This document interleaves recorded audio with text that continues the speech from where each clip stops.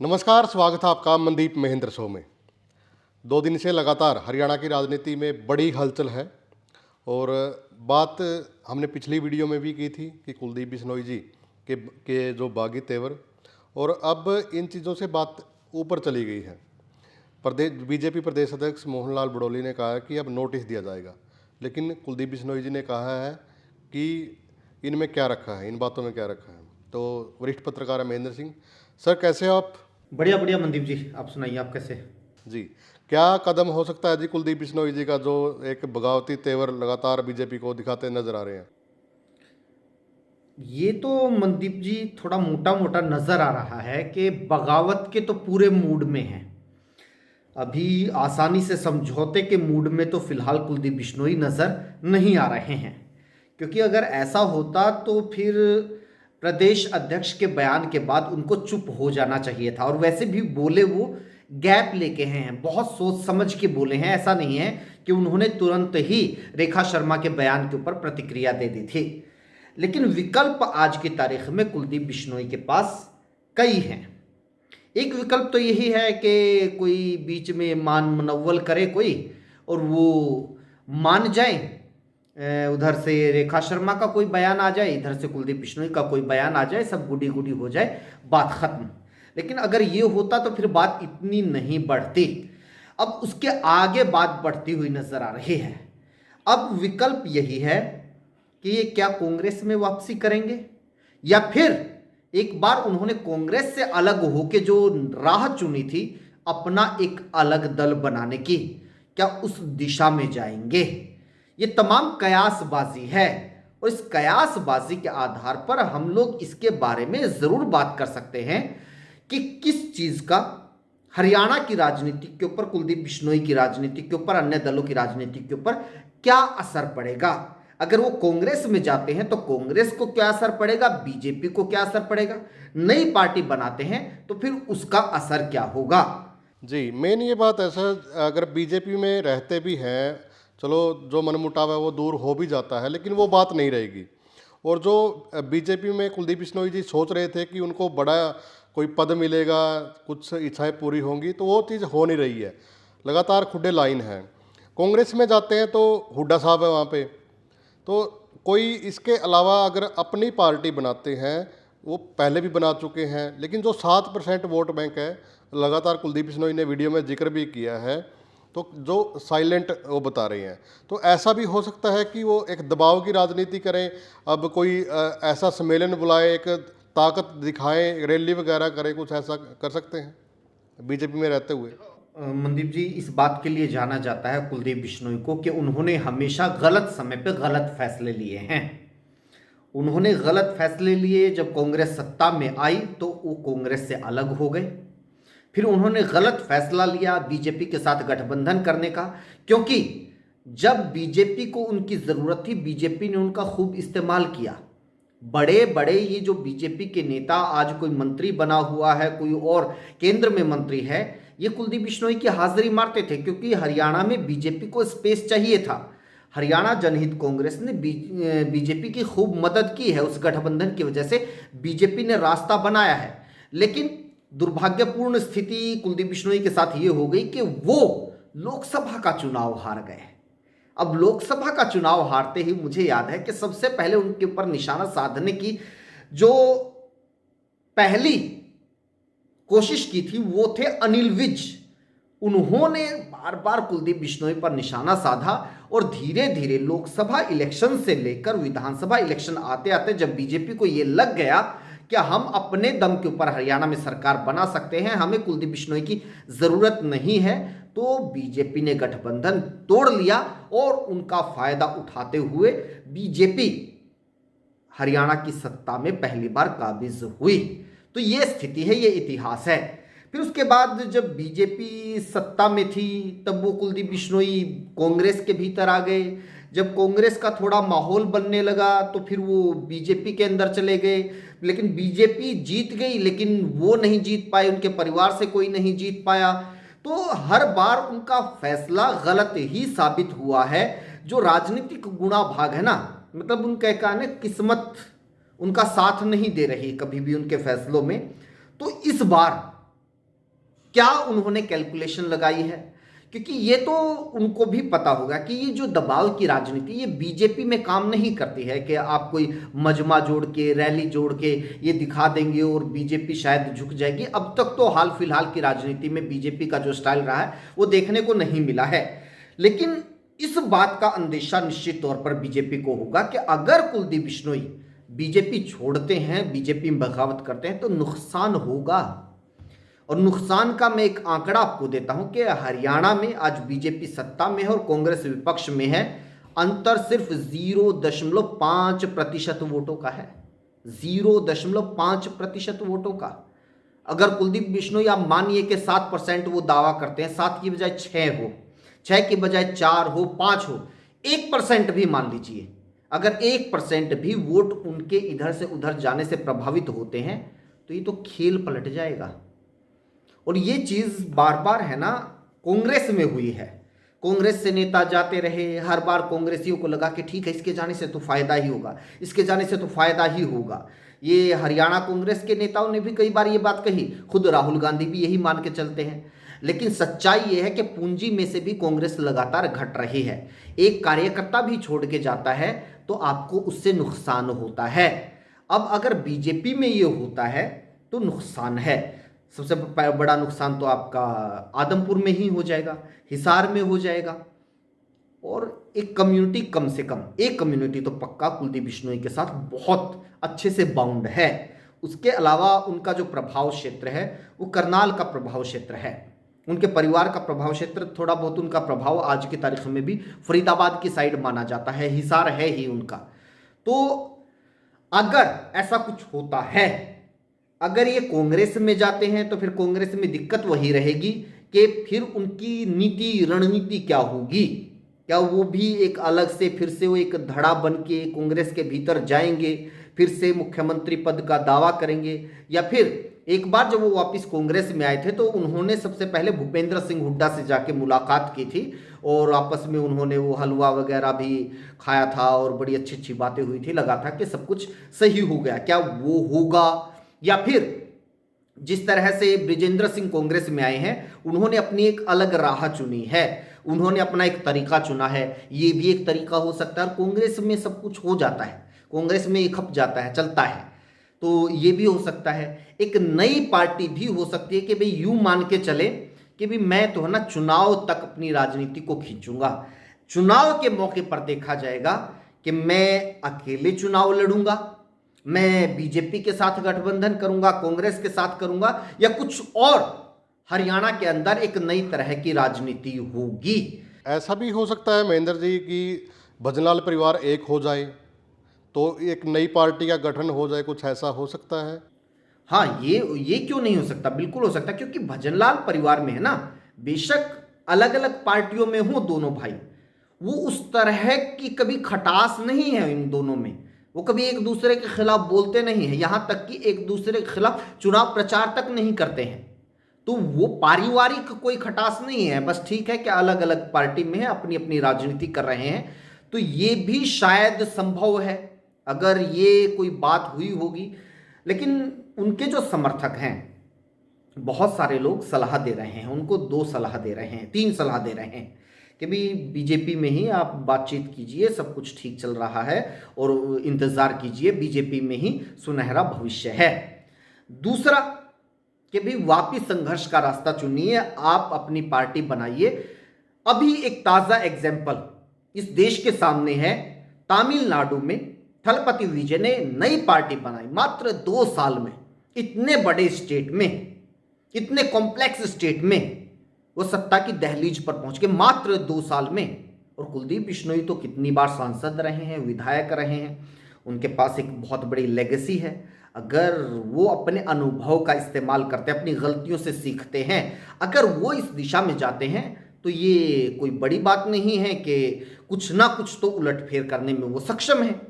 दूसरा कि अगर वो जो ये कि पार्ट टाइम पॉलिटिक्स छोड़ के फुल टाइम पॉलिटिक्स करें तो वो असर डाल सकते हैं। अभी भी मैं कह रहा हूं कि हरियाणा में ना कुछ ही नेता हैं, बेशक बड़े बड़े पदों के ऊपर बहुत सारे लोग हों, लेकिन कुछ ही नेता ऐसे हैं हरियाणा में कि जो किसी भी इलाके में जाके जिनके वर्कर मिल जाते हैं, जिनको चाय पानी का प्रोग्राम करने वाले लोग मिल जाते हैं। उनमें से एक हैं कुलदीप बिश्नोई, वो चाहे उनके पिताजी की विरासत रही हो या फिर उनका भी थोड़ा बहुत, क्योंकि जब उन्होंने हरियाणा जनहित कांग्रेस बनाई थी तो उन्होंने बहुत ही एक तरह से दुष्यंत चौटाला का जो उभार आपने देखा होगा ना, उस तरह का उभार था उनका, उनकी ट्रैक्टर यात्रा। और उस ट्रैक्टर यात्रा में बीजेपी के नेता उस ट्रैक्टर पर चढ़ने के लिए, उस रथ में चढ़ने के लिए वो बेताब रहते थे।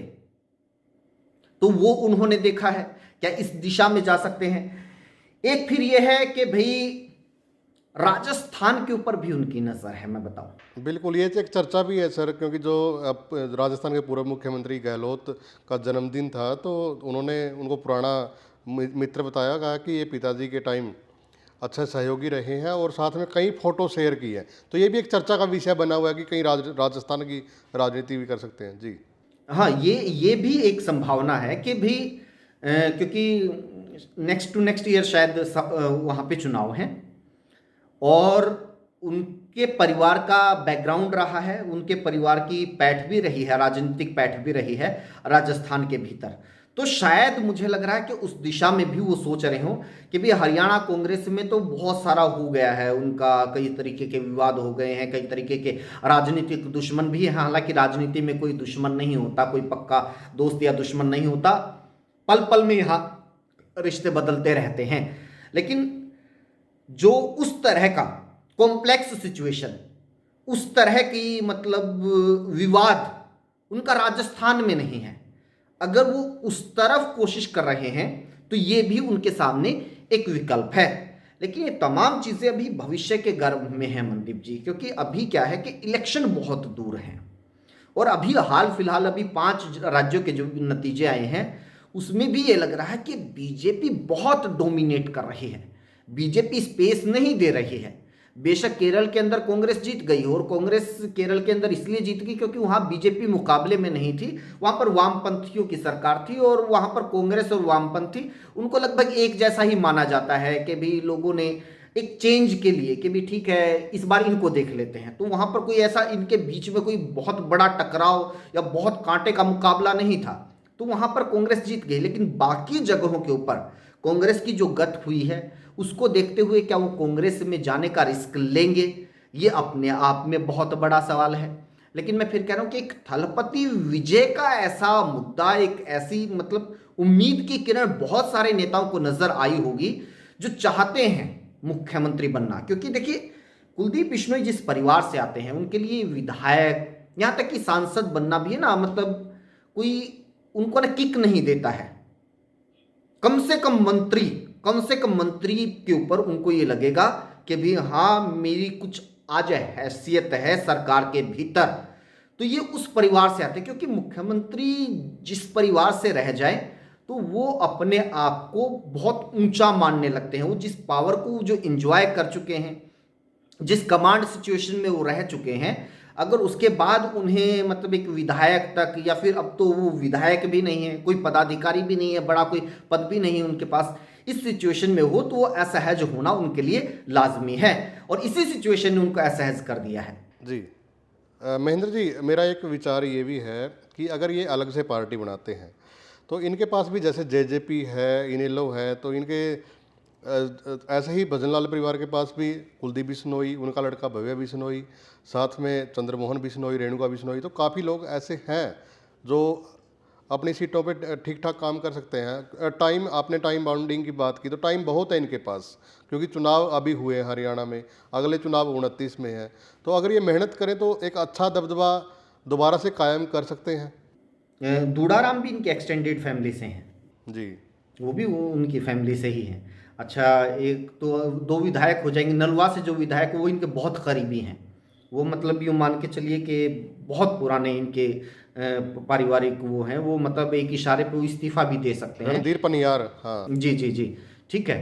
तो इस तरीके से अगर ये सारा मतलब ये कयासबाजी है, अगर ये सारा सब कुछ राजनीति हो तो फिर तो आप मान के चलिए कि 2-3 तो विधायक ही हो जाएंगे एकदम पार्टी बनाते ही बीजेपी का बहुमत कम हो जाएगा इससे तो तो अगर ये तो देखो तमाम कयासबाजी है, लेकिन कयासबाजी के आधार पर हम ये कह सकते हैं कि अगर ऐसी स्थिति आती है आज जो स्थिति है उसमें से अगर बीजेपी घटती है और फिर वोटों का गुणागणित भाग किया जाए तो फिर वो बीजेपी को नुकसान है। एक तरह से कांग्रेस वोट बैंक के मामले में कम से कम बीजेपी से ज्यादा आकर खड़ी हो जाती है अगर उधर से कुलदीप बिश्नोई की वोट घटा दी जाती है।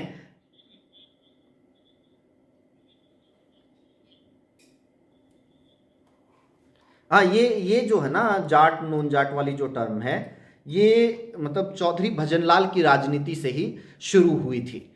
और बीजेपी जिस वोट बैंक के ऊपर क्लेम कर रही है आज, एक टाइम पर उस वोट बैंक के ऊपर बिश्नोई परिवार क्लेम करता था। इसलिए मैं कह रहा हूं कि कुलदीप बिश्नोई अगर एक भी वोट तोड़ेंगे तो वो वहां से तोड़ेंगे जहां बीजेपी को नुकसान हो।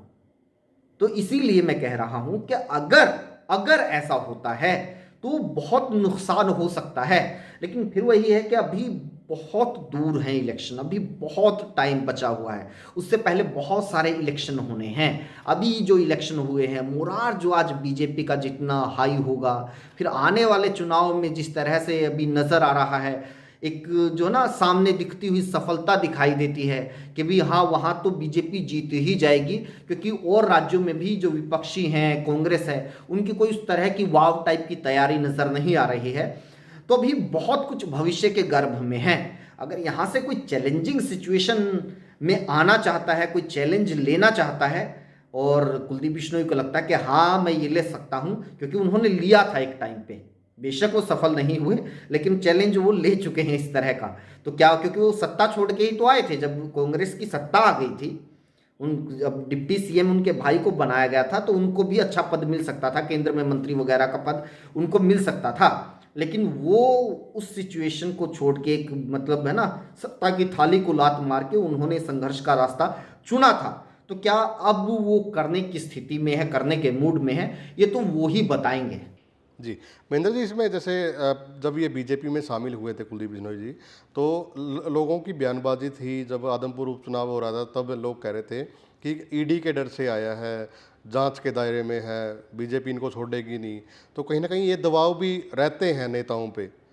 ये उस टाइम पे हुए थे, मतलब उनके यहाँ पे छापेमारी हुई थी या जांच हुई थी। हाँ। तो वहाँ पर जांच एजेंसी पहुँची थी और ये काफ़ी टाइम तक खबर चली थी, लेकिन बाद में बिश्नोई परिवार इनकार करने लगा। लेकिन ये तो सार्वजनिक है, मतलब बहुत ही गलत तरीके की खबर चली थी। अभी तो जो न्यूज़ 18 इंडिया है, आप उनकी वीडियो जाके देखिए, तो मतलब यहाँ तक खबरें चलने लगी थी कि बिश्नोई परिवार तो विदेश जाने की तैयारी कर रहा था, इस तरह की खबरें चली थी। तो उसके बाद ये बहुत सारे लोगों ने कयास लगाया था कि भी अब ये बीजेपी में जा सकते हैं। लेकिन उसके बाद एक गैप आया और ट्रिगर पॉइंट उनको तब मिला। उनको उम्मीद ये थी कि मुझे प्रदेश अध्यक्ष बना सकती है कांग्रेस, तो इंतजार में थे काफी लंबे टाइम से।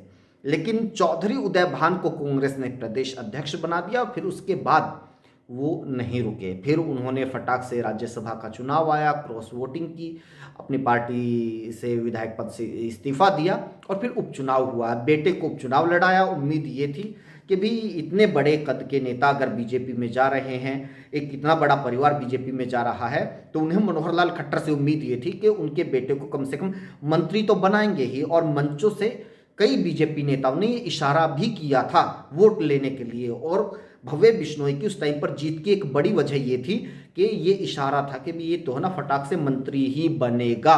तो भव्य बिश्नोई जी चुनाव जीते, लेकिन मंत्री नहीं बनाया गया। फिर भी सब्र रहा, लेकिन फिर अगले चुनाव में इनके परिवार से ये नहीं जीत पाए। उसके बाद ना इनको राज्यसभा भेजा गया, ना ही कहीं केंद्र में एडजस्ट किया गया, ना ही यहाँ पर भी प्रदेश अध्यक्ष बनाया गया।